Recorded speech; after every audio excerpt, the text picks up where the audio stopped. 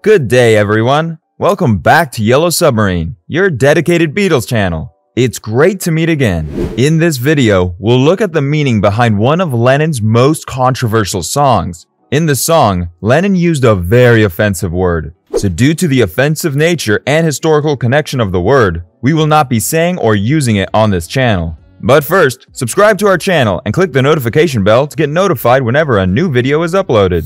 Yoko Ono used the statement, "Woman is the blank of the world," in a 1969 interview with Nova magazine to explain her sentiments about misogyny. The phrase's audacity certainly appealed to Lennon, who later wrote a song with the same title. According to literary critics, the term is derived from Zora Neale Hurston's novel, Their Eyes Were Watching God, in which Janie Crawford's grandmother remarks, "The blank lady is the mule of the universe, so far as I can see." Women's subservience to men and misogyny are depicted in the song throughout all cultures. In a 1972 interview with The Dick Cavett Show, Lennon stated that Irish revolutionary James Connolly inspired the song. In explaining the song's pro-feminist inspiration, Lennon highlighted Connolly's assertion that the female worker is the slave of the slave. After working it out with Yoko Ono, John Lennon took it to a group of notable African Americans to get their feedback on how he used the word in the song. More details on this into the video, so kindly stay with us till the end.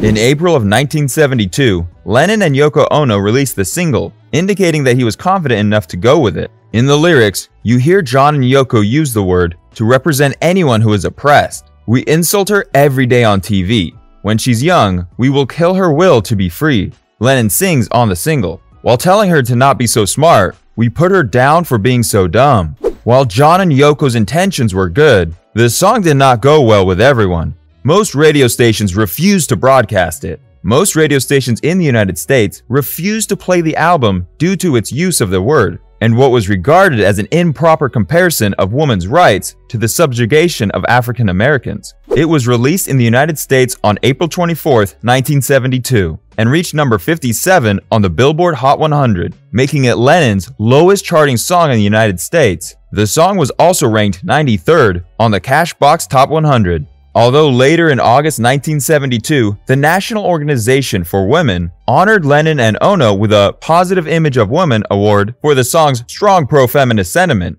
In an interview with Nova magazine published in March 1969, Yoko Ono coined the phrase. The magazine editors were so taken with the remark that they put it on the front cover. Ono later explained that the London music scene had inspired it. "When I went to London and got together with John, that was the biggest macho scene imaginable. That's when I made the statement, 'Woman is the blank of the world.'"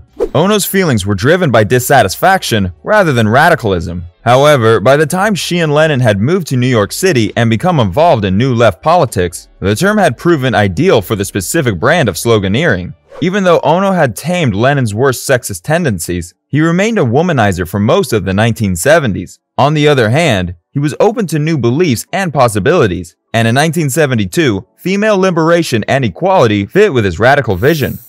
More details. Like we mentioned earlier, before recording the song, Lennon asked a group of civil rights activists if they understood his usage of the word, and if it would offend them. Dick Gregory, a comedian, appeared alongside Lennon and Ono on the cover of Jet magazine on October 26, 1972, with the headline, "Ex-Beatle recounts how black stars altered his life." Clearly, Lennon was willing to go to any length to avoid being accused of bigotry. In the summer of 1969, shortly after the publication of Ono's interview in Nova, Lennon produced the first demo of the song. However, it had half-sung words and an ill-formed tune at the time, a far cry from the call to arms that would be resurrected later. Towards the end of 1971, another home demo was recorded. It was one of several political songs Lennon was working on at the time, including John Sinclair, "Free the People," and "Bring on the Lucy," "Free the People." The John Lennon anthology box set and the acoustic album both included this recording. As a result of this, John Lennon and Yoko Ono co-hosted The Mike Douglas Show in the United States from January 14th to the 28th, 1972. Their appearances were broadcast from February 14th to the 18th. They also hosted several political figures and musical legends and debuted many songs they planned to record during their stay. Sometime in New York City.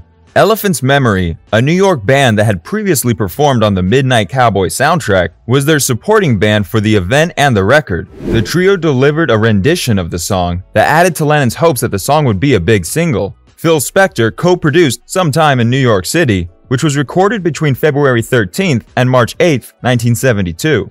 The album's main track, The Song, was released as the only single from the collection.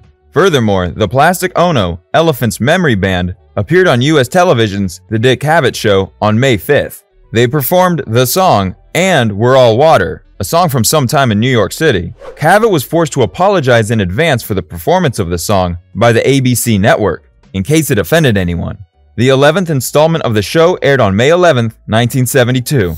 The aftermath of the song and Lennon's explanation of the real meaning behind the song.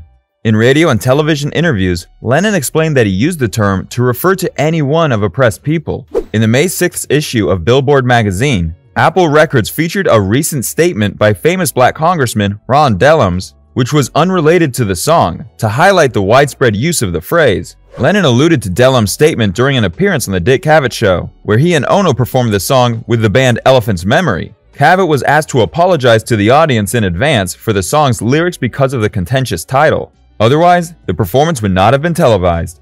We have made it to the end of this video. So what do you think? Was the song misinterpreted? Let us know in the comments section. If you enjoyed this video, make sure to drop a like and subscribe. Oh, and turn on post notifications. Now, if you will excuse me, thank you for watching. I'll see you in the next video.